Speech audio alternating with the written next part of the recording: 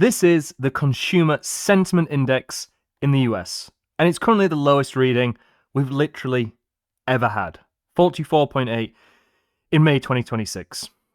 Keep that number in mind, but just for reference, it's similar to the Bitcoin or cryptocurrency fear and greed index, but across the economy in general. Alongside that, keep in mind this metric, manufacturing PMI, the Purchasing Managers Index. Essentially, almost the confidence in upcoming manufacturing within the United States. Also, let's keep that in mind. Let's go over to TradingView. That Purchasing Managers Index, as we could see, had a very strong correlation to Bitcoin. As it is increasing, Bitcoin's usually not doing too bad. This blue line is the Purchasing Managers Index that I showed before.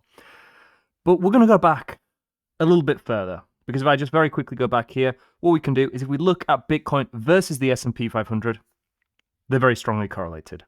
Back to TradingView.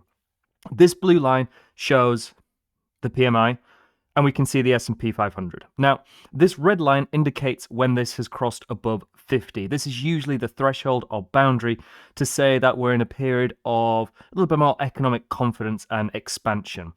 Let's just look at when this crosses above 50 after a prolonged period of time beneath it. And, well, you can pretty immediately clearly see, usually it's not a bad time to be accumulating. Doesn't nail the bottom every single time, but, you know, it does a fairly good job. I don't have to tick all of them. When we cross beneath it, again, it also usually signals risk-off market conditions. But we're going to take this one step further, like we love to do, because as I initially opened with, if we look at consumer sentiment, which is this line here, which I recently found out you can get on TradingView, what I'm going to do is hide the S&P 500. So we're not influenced by its price action and cherry picking of data. All we can see right now, US PMI, consumer sentiment. Now, as I said, this is at 44.8. It hasn't actually updated on TradingView. It's the data point before at 49.8, but it has gone down. All the way back to 1950, this is the lowest we've ever had. But what we're going to do is look at times where manufacturing PMI was incredibly low beneath 50. So, wrong button, that's the one I need. And sentiment was incredibly low. That's all I'm going to do. Throughout the entire history of the S&P, I'm going to look for big bottoms out in this, especially when we're kind of beneath 50 on this US manufacturing PMI. Is it an exact science? Not really. We're kind of going more off of general idea here. And of course, in hindsight, everything is obvious. But again, we're going to try and do this objectively. I'm not cherry picking the data. I'm sure there's going to be some that aren't amazing, some that especially, maybe bought at the wrong time. But in general, I think this is a fairly decent way to maybe look at the market. There we go. All those instances, how many? 1, 2, 3, 4, 5, 6, 7, 8, 9. Let's call it 10. Until I scroll across, because I missed some. As I said, kind of winging this. And right about there. Maybe 12 then. What I'm also going to do now, remove that and add on this line, which is the 12-month forward rate of change for the S&P 500. And just very briefly, what I can also do is show that they are incredibly correlated. The blue line is, like we said, US Purchasing Managers Index. This white line is the 12-month rate of change in returns in the S&P 500. It's usually trending up and to the right, but at what pace is it trending up and to the right? But as I said, we've put these lines on. So what were the forward returns in the 12 months following? Extreme bearish sentiment alongside a crossing, well, not long before a crossing above 50 on that US PMI. Okay, immediate spikes the upside, immediate spikes the upside, immediate spike. This one, not so much. Perfect bottom. Again, pretty good timing. Absolute bottom. Decent timing, absolute bottom, and TBD. Let's add the S&P 500 back on and hide this. And you can see we bought the absolute low of the global financial crisis. This low before we ran up for 4 years. The COVID 2020 low. Recently, of course, we did have a little bit of a pullback following that, but hey, we're at all-time highs now. Not too far from the lows of the dot-com bubble. In the 80s, in the 70s, all the way back here in the 50s at absolute lows. And this is as far back as the data will take us. Can't really get much more than that. So just keep this in mind, because we've again just seen the lowest sentiment ever and US Purchasing Managers Index crossed back above 50. Let's go back over here, because we're also seeing the absolute highest record volume of put volume ever for the Nasdaq and the S&P. Now, if you're not too familiar with options, you have call or put. Call is essentially being bullish, you buy that, and if the price increases, you typically profit. If you're buying puts, you're essentially shorting the asset. You're betting on further downside. Let's zoom in. We can see the most puts ever. Now, this was from Friday. Today's Monday. I've waited the market open to film this. We can see previous instances where this has spiked. Let me just draw this so it's a little bit clearer to see. Absolute market bottom, absolute market bottom, absolute market bottom, absolute market bottom. Again, you kind of get the picture here. This is for the Nasdaq. We'll scroll down. Let's do the same for the S&P 500. And again, I'll expand it so we have even more data to work with. And let's just have a look. Absolute market bottom, market bottom, market bottom. New record just after we'd had about 5-6% retracement because everyone was betting on a big black swan event. There's going to be World War III. There's going to be huge geopolitical uncertainty. Everything's going to tank. We saw it in the Bitcoin markets. If we look at the funding rates, recently this turned negative after it'd been positive after we'd spiked up to the short-term holder realized price, 200 daily moving average. This big inevitable black swan, which if you'd asked the random person where they were putting their money were 4 days ago in terms of a US-Iranian peace deal, permanent peace deal, was 3.9%.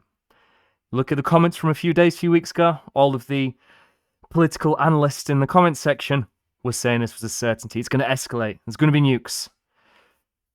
4 days later, 93% chance. Practically a done deal by the looks of things. Being bearish, of course, it's going to happen. At some point, we're going to have this big major recession that everyone's been calling for. But let's have a look at the S&P 500. Going back to the mid-1800s. It's up and to the right. All of these catastrophic, life-altering, incredibly low sentiment, pure pessimism. Let's just have a look since we went off the gold standard in the US. We've had, one really big recession here. We had a big Black Monday back here in 87, but again, recovered in a few months. Dot-com bubble, global financial crisis, COVID 2020. I guess we had a big pullback in 2022 as well around here. So what do you have? One, I kind of missed one there. 1, 2, 3, 4, 5, 6, 7 instances where we've had, fair enough, a pretty decent pullback. But since we went off the gold standard in 1971, the S&P 500 has also increased nearly 8,000%. I don't understand why people want to be bearish, because it's not contrarian. We can see by the data, everyone expects downside. What can we see historically when everyone expects downside? Upside. Of course, at some point, this is going to turn over. But to be bearish, there's also the maths against you. If you shorted the exact peak of the global financial crisis to the exact bottom, you made a 58% return. If you longed from the exact bottom to the exact peak, you made 136%. Not only are you betting against humanity by being bearish, you're betting against mathematics. One day this is going to come back and bite me in the ass. But I'm looking at the data objectively and seeing extreme pessimism and bearishness when the data is not supporting this. Are we overvalued? I'm sure we are. Was the SpaceX IPO taking liquidity out of Bitcoin and, massively inflated valuations? Sure. Bitcoin has gone from less than a penny to a multi-trillion-dollar asset. We're already down over 50%. We've just seen some of the most bullish on-chain indications, lack of sell-side liquidity, extreme bearishness in the derivatives market, and TradFi, we're getting these positive fundamental events. And people are still saying, I'm not buying. I'm waiting until XYZ day, XYZ price. There is discount down here And being contrarian right here is doing this, is accumulating, is seeing the asymmetric upside opportunity and realizing that not everything has to be bearish. Not everything is going to end up in a world-ending scenario. We're doing pretty good. So just to summarize, US consumer sentiment is the lowest level ever. Everyone is pessimistic. Everyone is bearish. At the same time, we've had the first major cross of expansion on the US manufacturing PMI in 6 years. Every single previous time we've had that, it was a pretty good time for Bitcoin, but if we look at the S&P 500, which is incredibly correlated to Bitcoin, it almost always marked a major bottom. And if it didn't, it was at least still a pretty good accumulation opportunity. Looking at that 12-month forward returns and given the correlation between the S&P 500's 12-month returns and ISM PMI. The inevitable black swan that was going to take Bitcoin down to 50K, 40K, 30K, big escalations, hasn't arrived yet. I hope I don't have to bite my tongue in a few weeks and, things have got worse, not just from a financial perspective, but obviously to all the people that have been affected by it. But betting on further downside, not just on Bitcoin, on stocks, on humanity, doesn't make financial or mathematical sense. Being bullish on assets does. It's the highest risk reward play you can have. I'm continuing to accumulate at these prices. We're seeing the S&P continue to march higher. Is the bubble going to pop one day? I'm sure it is. But oil is falling. The geopolitical situation, the conflict and tensions there seem to be easing.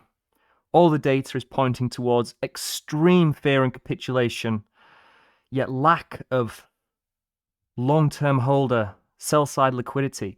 We're at almost peak conviction by the largest and most experienced Bitcoin holders.